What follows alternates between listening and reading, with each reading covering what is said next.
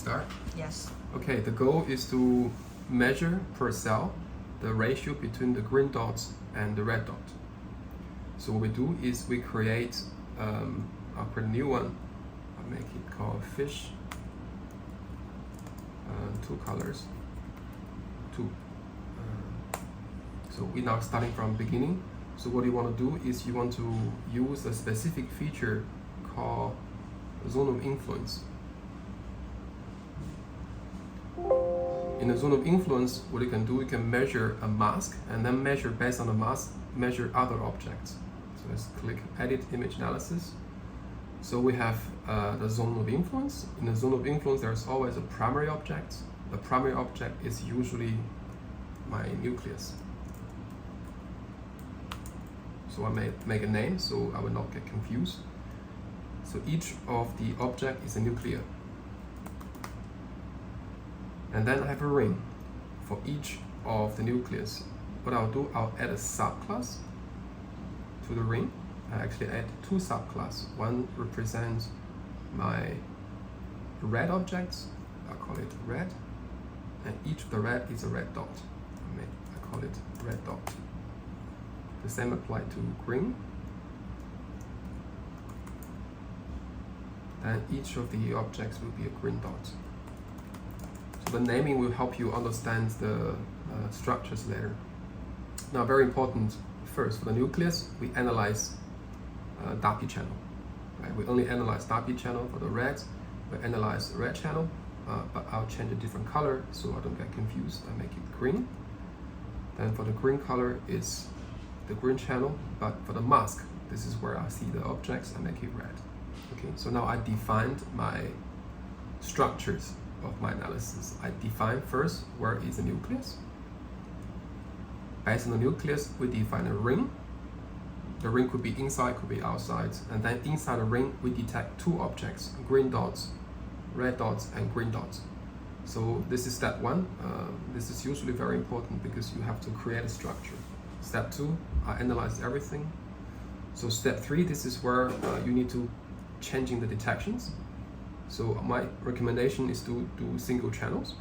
First, I set Darby. Here, my job is to detect all the Darby.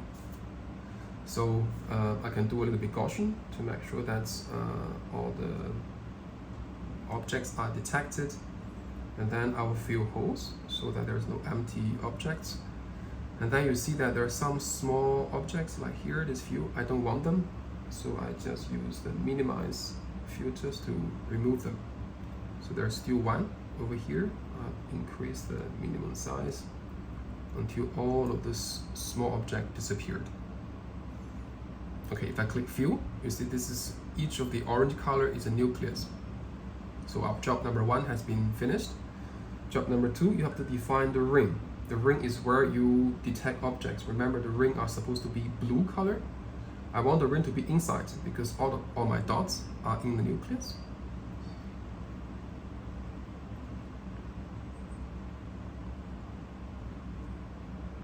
So this looks quite okay. You see each of the nucleus is basically blue. And then based on the blue, I will measure something red.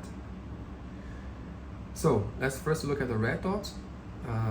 To help you understand, I prefer to check show all class. I don't want to show all class because if I show all class, everything is mixed.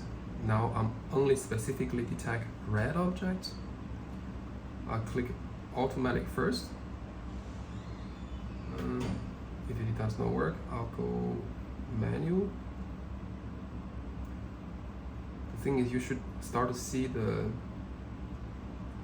or you could also use click. You just go here and click the red. Sorry, I have no mouse, so it's quite difficult to click. No.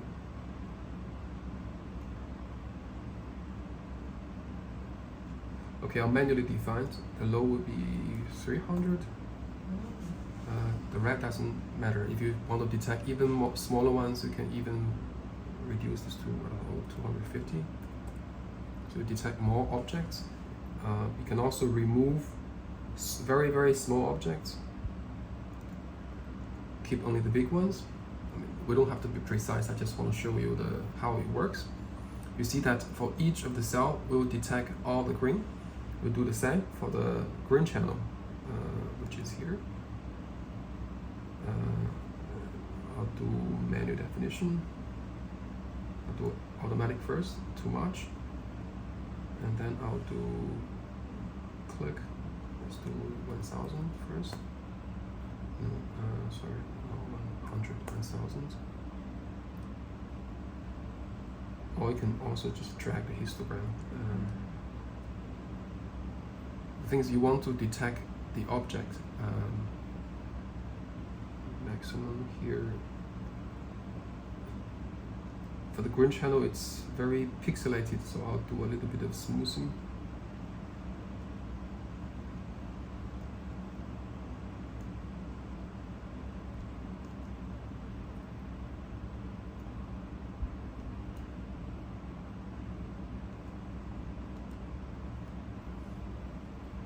Okay, so here I've also detected for each cell a green object. So now I'll show all. You see that what happens now is I have now first detected all the nucleus, and each of the nucleus there are some green dots, there are some red dots. So job number 3 is finished. Job number 4, you can apply some filters. Filters is I want to remove very bright objects, I want to remove very small objects, I want to remove very weak objects. Here I don't do anything, but if you want, you can do this. And here is very important, features, because the goal, remember, is to quantify per cell how many green dots, how many red dots, but also the ratio between the green dots and red dots. That means we have to define. Let's first go to the green. We need to define, for the green, we need to detect per cell how many objects, so it's called count. So in this way, it will basically tell you how many green dots per cell. To simplify our analysis, I copy this to ring elements. What it means is later all these parameters per ring, the green dots will be moved into here. I click OK. I do the same for the red dots. Select. Add a parameter called count. I also copy this to ring elements. Okay. So now in the ring elements, I will have many parameters, which also include very important our counts of red dots and green dots. So here I have a new feature called custom feature. I click custom features. I can calculate any mathematical relationship between them. So first I want to measure red count. So here A representing number of red dots per cell. I'll add another one, which is green, also count. So B represents the number of green dots per cell, and here I can define a custom feature. I call it A over B. So it's a very basic calculation. You can also use the word. So this divide B. You can rename this. You can call this ratio. You can probably get it better. Green. Actually, red versus green. Red versus green ratio. Okay. Then finish. Next. Finish. So now I have a defined image analysis called fish tooth colors. Now I can click start analysis. You analyze the data, and then in the data structures, if I go to ring elements, you show me here ring red versus green per cell. I can also create a chart, custom chart. I want to show, I don't know, histograms. In the histograms, I want my red to green ratios. You see that these are the ratios of the red versus green in a histogram. You know that's how many cells express in the way you want it. You can also do a binning change of the ratios.